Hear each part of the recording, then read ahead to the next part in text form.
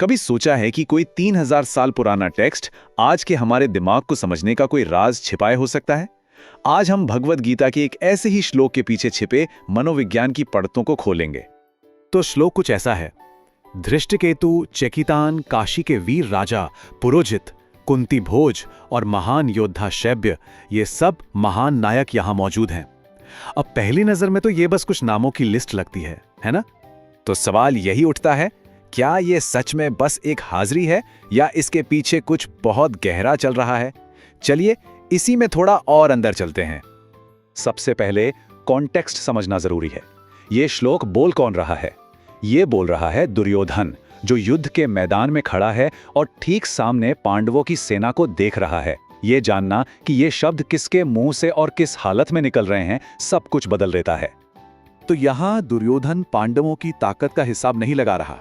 नहीं, वो असल में अपनी चिंता और अपने डर को जुबान दे रहा है। ये श्लोक एक तरह से उसकी मेंटल स्टेट का एक्सरे है। दुर्योधन का एक एक करके अपने दुश्मनों का नाम लेना, यह उसकी बढ़ती हुई घबराहट को दिखाता है। यह एक क्लासिक साइकोलॉजिकल रिएक्शन है। जब हम डरते हैं तो हमारा दिमाग खतरे को बार बार दोहराकर उस पर फोकस करने लगता है। सोचिए, वो उस वक्त कितने जबरदस्त मानसिक दबाव में है। उसे लग रहा है कि सिचुएशन उसके कंट्रोल से बाहर जा रही है और इसी प्रेशर में वो दुश्मन की ताकत को असलियत से कई ज्यादा बढ़ा चढ़ाकर देख रहा है। असल में ये जो पूरी लिस्ट है ना, ये उसके अंदर के डर का सीधा लक्षण है। वो अपने आप को और अपने गुरु को ये यकीन दिलाने की कोशिश कर रहा है कि देखो, डरना जायज है क्योंकि दुश्मन वाकई बहुत मजबूत है। और यही एक चिंतित दिमाग के काम करने का तरीका होता है। वो प्रॉब्लम्स को असलियत से कहीं बड़ा बना देता है, अपनी ताकत को कम आंकता है और सारा ध्यान इस बात पर लगा देता है कि मेरे खिलाफ कौन कौन है। लेकिन कहानी में एक और मोड़ है। दुर्योधन का डर सिर्फ उनकी गिनती से नहीं है। गीता के कई जानकार मानती हैं कि इन योद्धाओं का एक गहरा सिंबॉलिक मतलब भी है। ये योद्धा सिर्फ इंसान नहीं बल्कि हमारे अंदर के गुण हैं। चलिए इन योद्धाओं के सिंबॉलिक मतलब को समझते हैं। धृष्टकेतु है साहस, चेकितान है सतर्कता या जिसे हम माइंडफुलनेस कहते हैं, काशी नरेश है आंतरिक प्रकाश मतलब क्लैरिटी, पुरोजित है दृढ़ संकल्प, कुंती भोज है जीवन को स्वीकार करना और शैब्य है सद्गुण या सही आचरण। और जब ये सारे गुण एक साथ आते हैं तो एक पूरी तरह से जागृत बैलेंस्ड पर्सनालिटी बनती है। ये एक ऐसी अंदरूनी एकता है जो दुर्योधन के पास है ही नहीं और इसीलिए वो इससे डरता है। उसे पांडवों की एकता में अपना अकेलापन नजर आता है। और सबसे मजेदार बात यह है कि ये सिर्फ कोई पुरानी फिलॉसफी नहीं है। आज की मॉडर्न साइंस, खासकर न्यूरोसाइंस, इस बात को वैलिडेट करती है कि हमारी मेंटल स्टेट ही हमारी दुनिया की हकीकत तय करती है। साइकोलॉजी में जो दुर्योधन के दिमाग में चल रहा है उसके लिए एक टर्म है कॉग्निटिव ओवरलोड।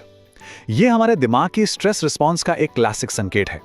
मतलब जब डर हावी हो जाता है तो हमारा दिमाग हर छोटी बड़ी चीज को एक खतरे के तौर पर देखने लगता है। इसका एक साफ न्यूरोलॉजिकल आधार भी है।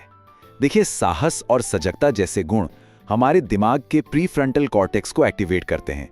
यह हिस्सा हमें क्लैरिटी और विल पावर देता है। वहीं दूसरी तरफ दुर्योधन का डर उसके एमिगडाला को एक्टिवेट कर रहा है, जो हमारे दिमाग का आप कह सकते हैं पैनिक सेंटर है। तो ठीक है, ये सब तो हो गई समझ की बात, लेकिन इस प्राचीन ज्ञान का आज हमारी जिंदगी के लिए क्या मतलब है? हम इसे अपनी चुनौतियों से निपटने के लिए इस्तेमाल कैसे कर सकते हैं? तो सबसे जरूरी बात यह है कि ये योद्धा वे गुण हैं जिन्हें हम सब अपने अंदर की लड़ाइयों को जीतने के लिए जगा सकते हैं। साहस को, क्लैरिटी को और दृढ़ संकल्प को एक्टिवेट करके हम किसी भी चुनौती का सामना करने के लिए तैयार हो सकते हैं। इस पूरी बातचीत का सार बस यही एक लाइन है। हमारी बाहरी चुनौतियां उतनी ही बड़ी होती हैं जितनी बड़ी हमारी अंदर की चिंता उन्हें बना देती है। हमारी अंदरूनी हालत ही ये तय करती है कि हमें बाहरी दुनिया कैसी दिखेगी।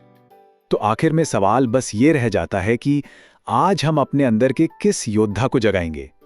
क्या वो साहस होगा, स्पष्टता होगी या फिर दृढ़ संकल्प?